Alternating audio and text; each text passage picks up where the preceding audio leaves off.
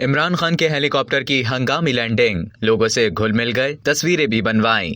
पाकिस्तान तहरीक इंसाफ के चेयरमैन और साबिक वजीर आजम इमरान खान के हेलीकॉप्टर में दौरान परवाज फनी खराबी हो गई। इमरान खान साथियों समेत डीआई खान से बनीगाला जा रहे थे कि इस दौरान हेलीकॉप्टर में फनी खराबी पैदा हो गई। पायलट ने अडियाला गांव के करीब हेलीकॉप्टर की हंगामी लैंडिंग करवाई। लैंडिंग की जगह के करीब बच्चे और नौजवान क्रिकेट खेल रहे थे, जो इमरान खान को देखकर खुश हो गए। नौजवान ने चेयरमैन पीटीआई के साथ तस्वीर बनवाई और गुफ्तगू की। एक बल्ले पर इमरान खान ने अपने दस्तखत भी किए। हेलीकॉप्टर में फनी खराबी क्या हुई, इस हवाले से मालूम किया जा रहा है। इमरान खान बजरिया सड़क बनीगाला के लिए रवाना हो गए। अब तक के लिए इतना ही। मजीद खबरों और न्यूज अपडेट्स के लिए डेली जंग के यूट्यूब चैनल को सब्सक्राइब करें और फेसबुक के पेज को लाइक करना ना भूलें।